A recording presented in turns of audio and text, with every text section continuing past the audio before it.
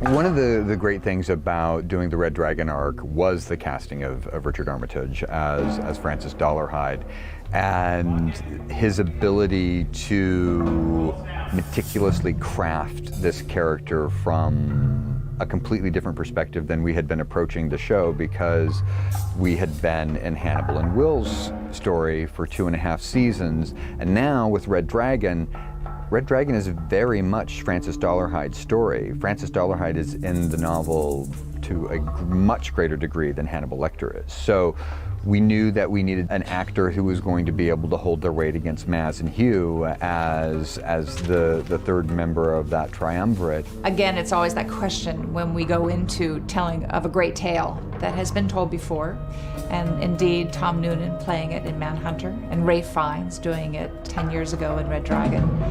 And to have someone who is with such a sensitivity inside, and I think that's where both, Rafe and Tom also had too. You really want them to come out of what is taking over and just come out and be normal. They'll never be normal, but it's that great actor that is doing that, and who could play the role. And a lot of what's going on with this character over the arc of the show is that he is essentially going through a midlife crisis, and as a result, it triggers his schizophrenia, and he believes that there is a beast within him that will give him youth and relevance beyond his mortal coil. So, can't get more pretentious than that. So this is a big effect shot coming out of his hand. We'll introduce Francis Dollarhide, who looks like Richard Armitage will be playing. If you've seen any of the Hobbit movies, he is Thorin Oakenshield. Yeah, Dollarhide, I didn't know about him until I received the information from everyone else, who gasped and said, "Oh, you're playing the Red Dragon." And I sort of said, "I don't really know what that means." And then I went in search of the book and found out what it really meant to be Red Dragon, and realized there were 2 other film versions of this character, which I've deliberately stayed away from.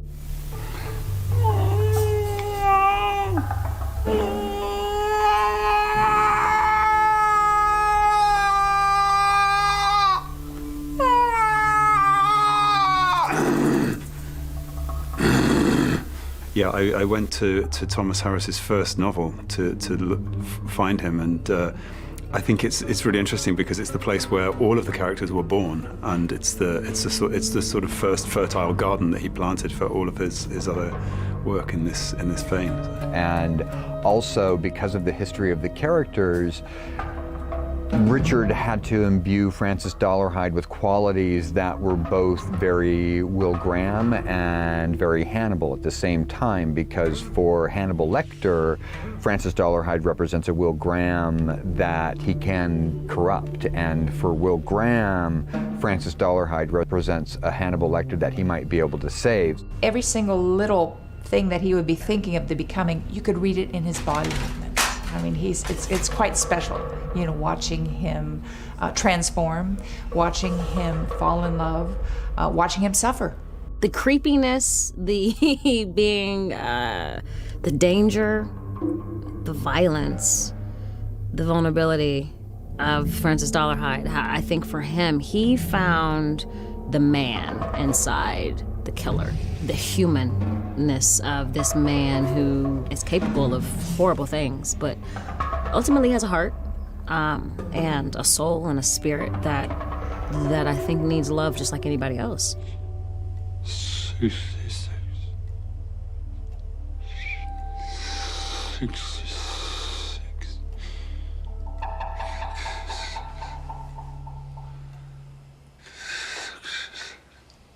The first thing I thought about when I knew that I was going to be playing him was realizing that I was going to have some quite dark nightmares, because I do have this habit of dreaming in character and dreaming about the things that I'm thinking about for the character. It was such an important role, and one that required a certain sobriety to it, and also a huge, hefty dollop of romance, because that is one of the things that I was most excited about telling in the Francis Dollarhide story, is his romance with Reba McClane. Interestingly, in the manifestation of him through the story, we haven't seen him actually in the act of committing the abhorrent crimes that he does, but we see the person outside of him. We never see Francis Dollarhide kill on screen, and that was an interesting aspect of telling his story, because I wanted the audience to feel for a man who was losing a battle against insanity.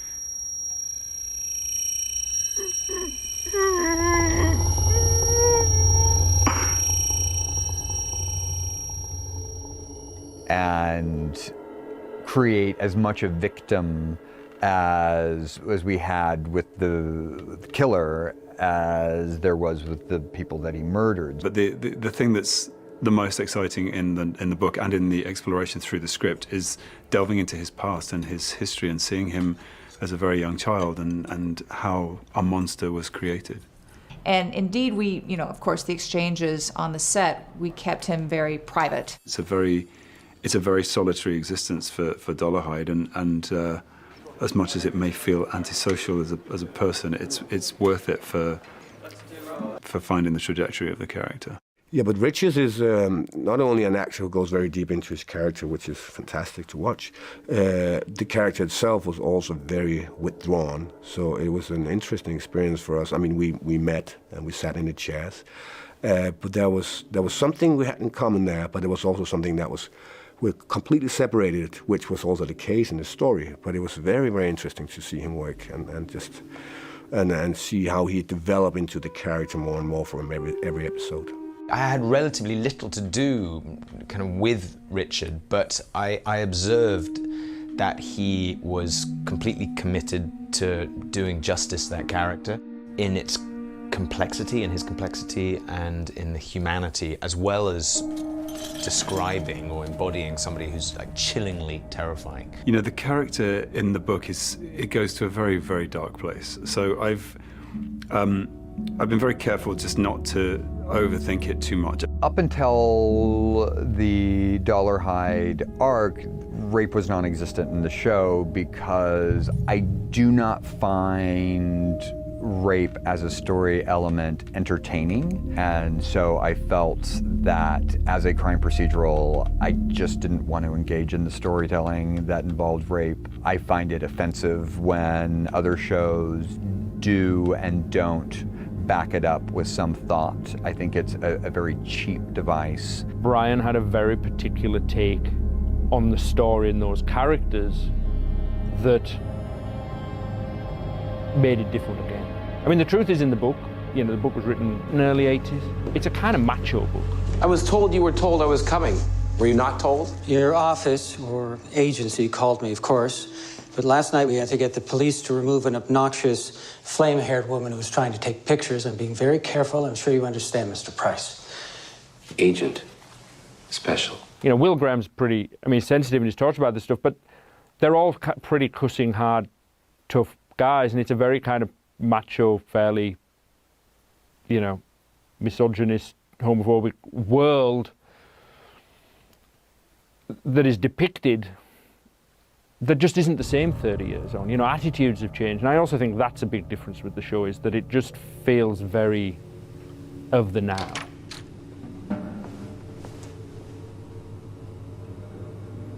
Get out of my chair, Frederick. And I didn't want to be party to that exploitation of women. We've always shied clear of murderers who just stab women and, rape women on the show.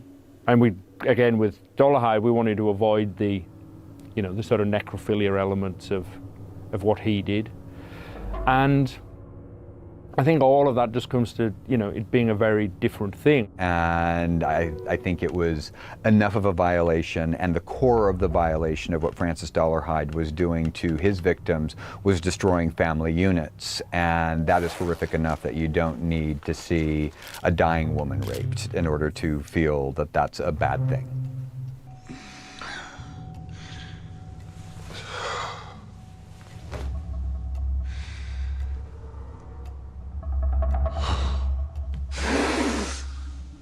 We were filming episode 307, which was directed by Adam Kane, who I had collaborated with on Heroes and Pushing Daisies and a Sci-Fi Channel movie called High Moon, and had been a close friend of mine for a few years. And he has these wonderful tattoos on his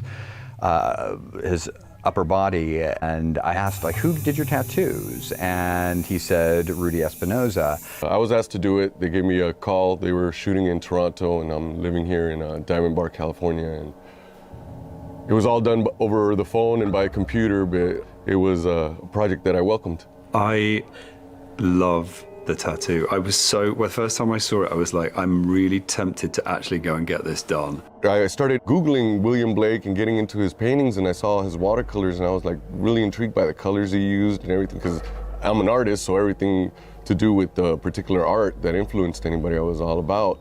So we reached out to Rudy and said, here is the Red Dragon painting, and a man is so inspired by this that he wants a tattoo on his back that goes down his leg that is very elaborate. So what is your version of this tattoo if somebody brought you this painting and wanted you to put that on their body?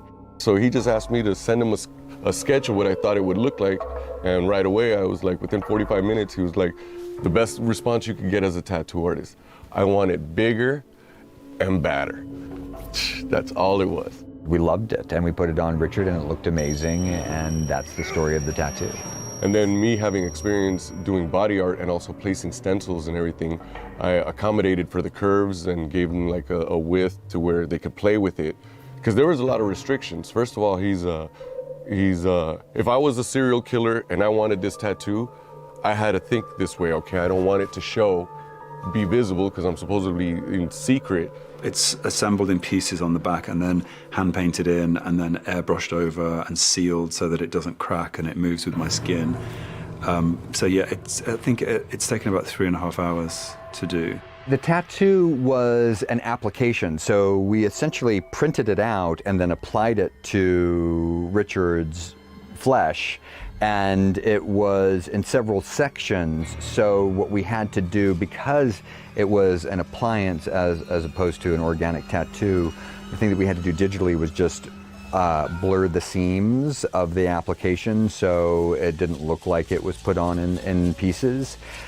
But it was very time-consuming, but it wasn't so time-consuming that it obstructed production anyway. It just required Richard to come in earlier. But I love it. It's just a shame it's on the back because I can never see it. I have to kind of look in a weird mirror like behind me. But I love it. I think it's amazing. He's a phenomenal actor, phenomenal, and he had a great time playing this character. I mean, every single his technique is quite isolated on screen as well as off screen when he's doing his role.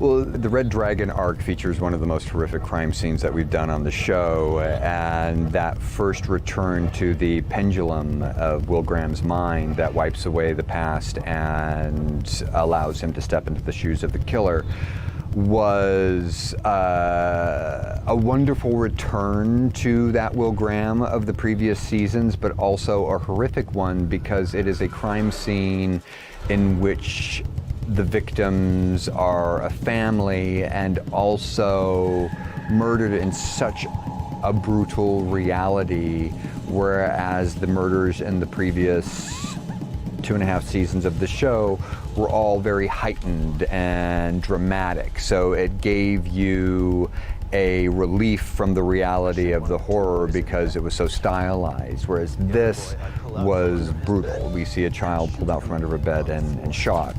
And that's probably the ugliest thing that we've done on the show, but it was necessary to show what Will Graham was returning to and the mindset that he had to face in order to navigate this investigation and catch a killer.